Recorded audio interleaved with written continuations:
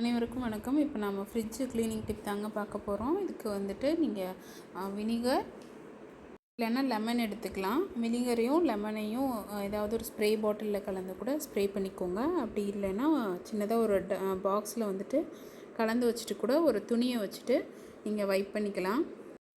Just உங்களோட பழைய cloth வந்துட்டு இருக்குது அப்படின்னா கூட, காட்டன் கிளாத் ட்ரெஸ் எல்லாம் இருக்குது அப்படின்னா, கொஞ்சம் யூஸ் பண்ணாத ட்ரெஸ் எல்லாம் இருக்கும் இல்லையா, இத்து போன ட்ரெஸ்லாம் இருக்கும் இல்லையா, அதெல்லாம் வந்து தூக்கி போட்டுறாமல் ஜஸ்ட் பீஸாக கட் பண்ணி வச்சுக்கோங்க. அதுக்கு இந்த மாதிரி க்ளீனிங் டைமுக்கெலாம் வந்து அது யூஸ் ஆகும். நான் அந்த மாதிரி ஒரு கிளாத்தை தான் யூஸ் பண்ணியிருக்கேன். இப்போ இதில் பார்த்தீங்கன்னா ஃபுல்லாக எவ்வளோ டஸ்ட் இருக்குதுன்னு. இது மாதிரி எல்லா ரேக்கையுமே வந்து ட்ரேயுமே தனியாக அப்படியே பொறுமையாக கழட்டி எடுத்துடணும். இந்த மாதிரி டோரில் இருக்க ட்ரே எல்லாமே அடியிலேருந்து புஷ் பண்ணிங்கன்னாவே கொஞ்சம் மேலே வந்துடும். அதுக்கப்புறம் அழுங்காமல் எடுத்துடலாம். இந்த மாதிரி கிளாஸ் பாட்டம் எல்லாமே வந்துட்டு லைட்டாக புல் பண்ணி இப்படி தூக்கி விட்டு இழுத்திங்கன்னாவே போதும், எல்லாமே வந்துடும். எல்லாத்தையும் கவனமாக எடுத்து வச்சுட்டு இந்த கிளாஸ் ட்ரேஸ் எல்லாமே வந்து தனியாக நம்ம வாஷ் பண்ணிக்கலாம். இந்த மாதிரி ஒரு கிளாத்து வந்துட்டு வினிகர், நான் இப்போ இன்றைக்கி வந்து வினிகரில் ஜஸ்ட் லெமன் தான் எடுத்துக்கிட்டேன். லெமன் லைட்டாக பிழிஞ்சிக்கிட்டு தண்ணி கலந்துட்டு எடுத்து இந்த மாதிரி நல்லா நீங்கள் ஸ்ப்ரே பாட்டில் வச்சுருந்தீங்கன்னா ஃபஸ்ட்டு ஸ்ப்ரே பண்ணி விட்டுருங்க. ஸ்ப்ரே பண்ணி விட்டுட்டு ஒரு 5 மினிட்ஸ் விட்டுட்டு அதுக்கப்புறம் தேய்ச்சிங்கன்னா ஈஸியாக போயிடும். நான் ஜஸ்ட் இப்போது கிளாத் வச்சே துடைச்சேன். ஏன்னா ஆல்ரெடி துடைச்சிருக்கனால நான் கிளாத் வச்சு தான் துடைச்சேன்.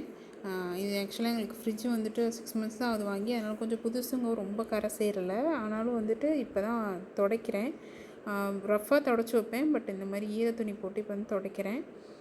அதனால் ரொம்ப அழுக்கலாதனால அப்படியே துடைச்சிட்டேன். நீங்கள் ஒரு 5 மினிட்ஸ் வச்சுட்டு கூட ஊற வச்சுட்டு துடைச்சிங்கன்னா, கரை ரொம்ப நாள் இருந்துச்சுன்னா டக்குன்னு எல்லாமே ஈஸியாக வந்துடும். இந்த மாதிரி எல்லா கார்னர்ஸையுமே வந்துட்டு கை வச்சு நல்லா துடைச்சிக்கோங்க. அந்த கிளாஸ் ட்ரேஸு, டோரில் இருக்க ட்ரேஸ்லாம் இருக்கு இல்லையா, அதெல்லாமே வந்து நீங்கள் எப்பவும் போல் விம் லிக்விட் போட்டு கூட வாஷ் பண்ணிவிட்டு லைட்டாக ஒரு ட்ரை கிளாத் வச்சு துடைச்சிட்டு ஈரத்தில் வைங்க.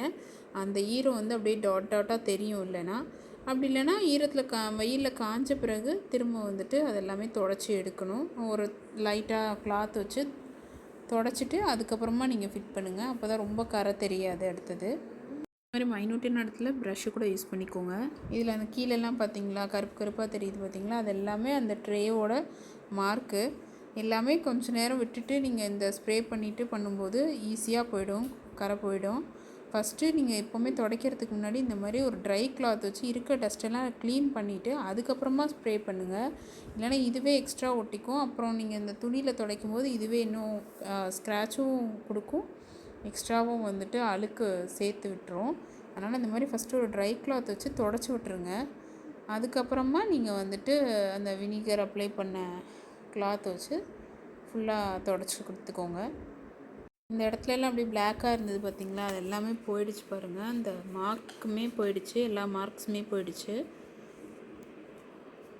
இந்த ரப்பர்லாம் இருக்கும் பார்த்திங்களா டோர்லலாம், அது எல்லாமே ரொம்ப கவனமாக துடைங்க. எதுவும் ஸ்க்ரப்பர் மாதிரிலாம் போட்டு துடைச்சிடாதீங்க. ஜஸ்ட் இந்த மாதிரி துணியை வச்சு எடுத்திங்கனாவே வந்துடும், கிளியர் ஆகிடும். நீங்கள் எப்போவுமே ஃப்ரிட்ஜை க்ளீன் பண்ணுறதுக்கு ஒரு 1 or 2 hours முன்னாடியே ஸ்விட்செல்லாம் ஆஃப் பண்ணிடுங்க. அப்படியே ஆன் பண்ணதுலேயே பண்ணாதீங்க. ஸ்விட்செல்லாம் ஆஃப் பண்ணிட்டு ஒரு 1 hour கழித்து துடைச்சி விடுங்க.